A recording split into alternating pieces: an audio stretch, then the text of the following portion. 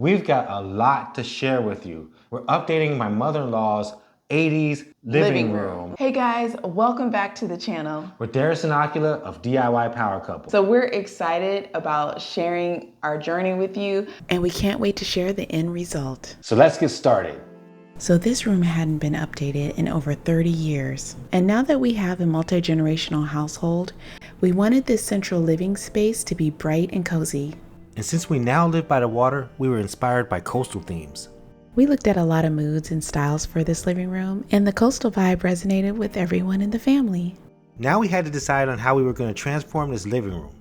We definitely knew we were going to paint this entire room white to make it brighter and look more spacious.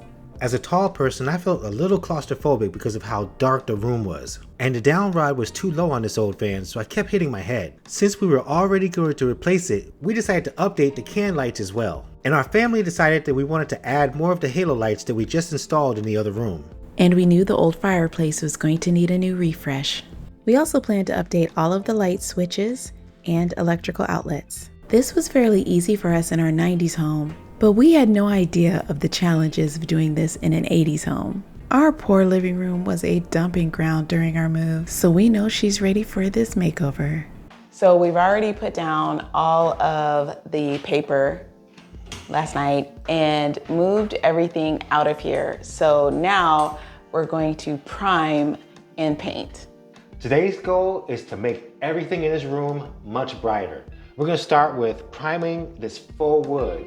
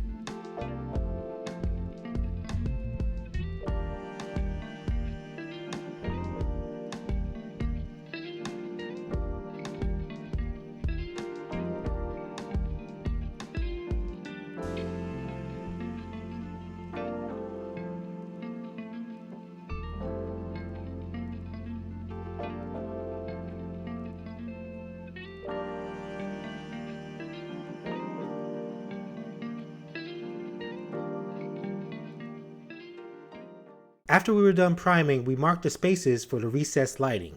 We DIY'd this part by using a string that was tied to the center point of the room, which was the fan. After we tied a slip knot to the down rod, we were able to walk in a complete circle around the fan. This was the first step in measuring where we wanted the lights to go on the ceiling. We know there's different ways of doing this, but this is the method that worked best for us.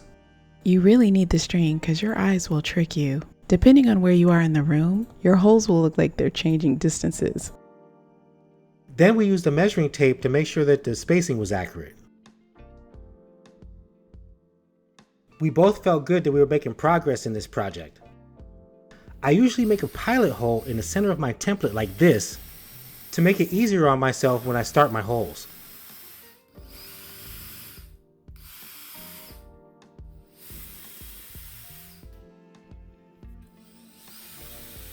We took a moment to rest and check out the light patterns in the ceiling. It seems like laying down is the only way to check if your lights are equal, but we also like to imagine how it's going to be in our new living room. We did all of this measuring and drilled the pilot holes because it's a little nerve-wracking to cut a hole in your mother-in-law's ceiling. For this DIY project, I'm using a hammer drill, which is way stronger than a regular drill. I should have took my finger off the trigger before I pulled out of the hole. Don't worry about that. I have an easy solution that you're gonna love.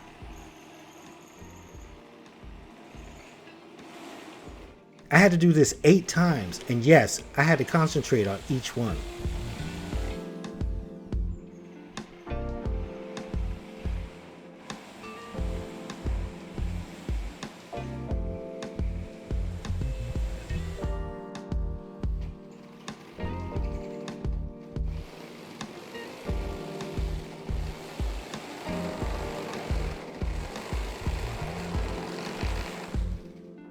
You know, I really didn't want to mess up on my holes, but I already knew what my solution was going to be.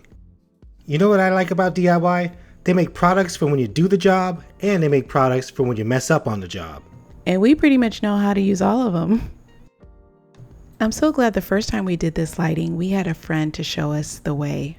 We really had to work together to help each other on each step. Now we were using glow sticks to put up in the attic so we can see where the wiring needs to go.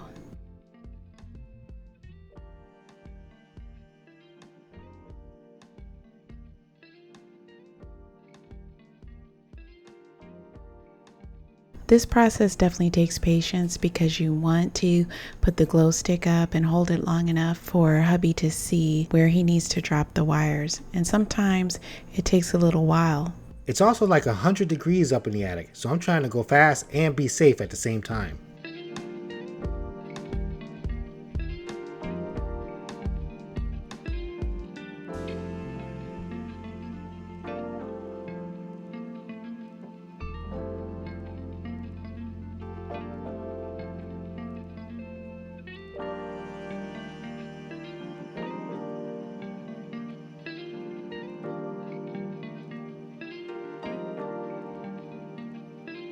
This is the easy product that I was telling you guys about earlier.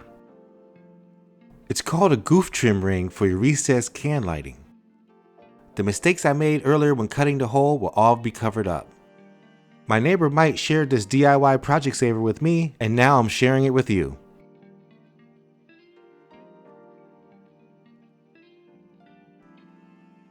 Once we were finished cutting all our holes, it was time to paint again. This time we were doing a glossy white around all of the trim. And we wanted to put our first layer of white paint over the primer. I like using different hues and finishes of white paint. We are wrapping up this leg of our DIY living room makeover series. If you have an 80s or outdated space, we hope that this video has given you ideas on how to update it. We appreciate you so much. Thank you for spending time with us today. And we have a lot more to share with you. So if you like this video, give us a thumbs up, share with your family and friends, and subscribe to our channel. And remember, you can DIY too. We'll see you in the next one. Bye.